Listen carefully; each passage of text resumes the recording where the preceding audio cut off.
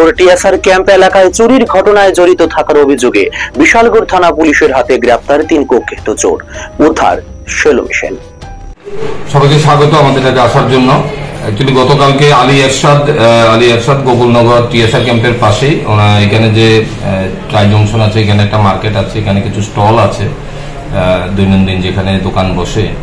দুটো স্টলের মধ্যে 20 তারিখ রাত্রেবেলা চোর ঢুকেছিল। এখানে ছোট ছোট স্টলের মধ্যে কেউ গ্রোসারি মুদি দোকান চালায়, আর একটা টেইলারের দোকান ছিল, ওনার টেইলার মেশিন নেই, আর মুদি দোকান থেকে কিছু মুদি সামগ্রী জিনিস নেই। পাশে একটা বাড়ি থেকে একটা জলের মোটর নেই।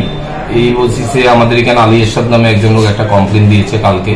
তখন আমরা একটা টিম তৈরি করে আমরা ইনভেস্টিগেশনে বের হই আমাদের অফিসাররা সহকারে। তো ইনভেস্টিগেশনে গিয়ে এখানে সাসপেক্ট তারা দুজনের নাম ওখান থেকে তারা দিয়েছে, যে এই দুজন লোকই আমাদের এই এলাকার মধ্যে বিভিন্ন সময়ে বিভিন্ন এই ধরনের ঘটনা ঘটে করিয়ে থাকে।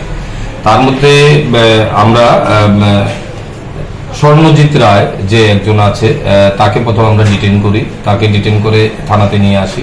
জিজ্ঞাসাবাদ করার পর সে স্বীকার করেছে যে মুদি দোকান এবং মোটরটা যে চুরি করেছে তারা দুজনেই করেছে। মোটরটা তার বাড়িতেই আছে। তখন তার বাড়িতেই আবার যাওয়া হয়, গিয়ে মোটরটা রিকভারি করা হয় এবং মুদি খরচগুলা যেগুলা জিনিস নিয়েছে এগুলা তো ইউজ করে ফেলেছে, পাওয়া যায়নি। অল্প কিছু মুদি সামগ্রী নিয়েছে। এখন এই কেসে আমরা এই কোম্পানি বেসিসে আমরা একটা কেস নিয়েছি, যার কেস নাম্বার 60/2024। আমরা একটা চুরির কেস নিয়েছি নতুন আইনে।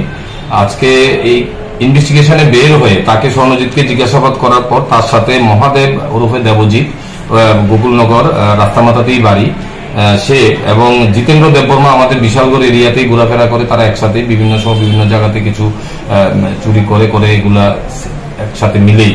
তখন আমরা 3 জনকে এখন পর্যন্ত অ্যারেস্ট করতে পেরেছি এই কেসে। আরো 1-2 জনের নাম এসছে এবং যে সেলাই মেশিনটা চুরি হয়েছে সেটাও আমরা রিকভারি করার চেষ্টা করব। আরো 1-2 জনের নাম এসছে। আমরা ইনভেস্টিগেশন জারি রেখেছি। আজকে তাদের আমরা পুলিশ কোর্টে পাঠাবো। পুলিশ রিমান্ড চেয়ে আমরা দেখব আর কারা কারা জড়িত আছে এবং আর রিমেনিং যে গুডসগুলো চুরি হয়েছে বা মেশিন চুরি হয়েছে সেগুলো আমরা রিকভারি করার চেষ্টা করব।